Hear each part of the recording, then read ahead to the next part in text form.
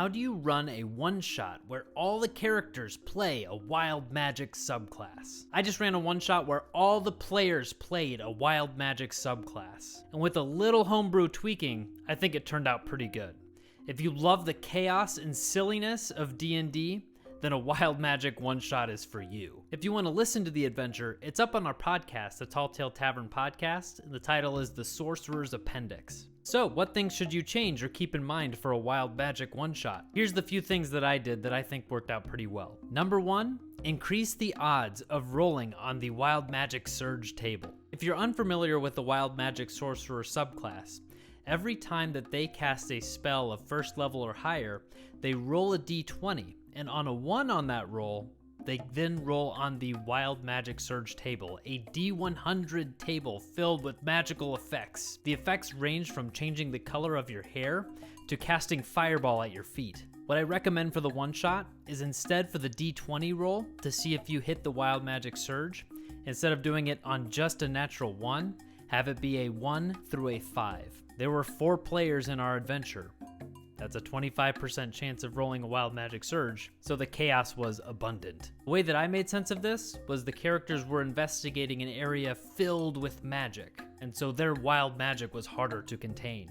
The second thing is whenever they used their Tides of Chaos ability, for their next spell, they were going to be rolling on that wild magic table. The Tides of Chaos ability allows you to get advantage on a spell attack roll, but the next time that you cast a spell, then the DM can make you roll on the Wild Magic Surge table, and then you get the ability back. So you can keep on using it and having to roll on the table and then getting the ability back, etc, etc, etc. The third thing we did is we had a Wild Magic Barbarian and we tweaked it just a bit. In our party, we had 2 Wild Magic Sorcerers, a multi-class Wild Magic Sorcerer and Cleric, and a Wild Magic Barbarian. This is the Path of Wild Magic Barbarian, and every time that they rage, they activate a Wild Magic effect. The player's handbook has them roll a d8, and that effect is what happens for the duration of their rage.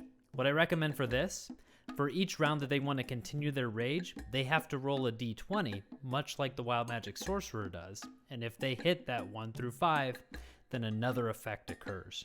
Also, the D8 roll, it's a little bit limiting. It's a little bit less fun than the entire D100 list that the Wild Magic Sorcerer gets. Which leads me to my next piece of advice.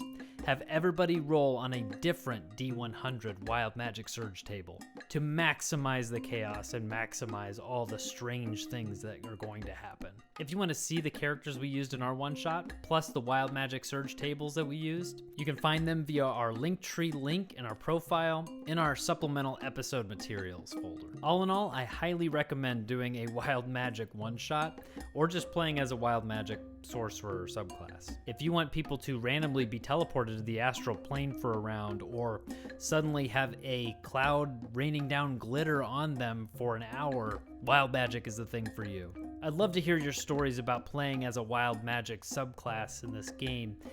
Go ahead and comment below or reply to this video.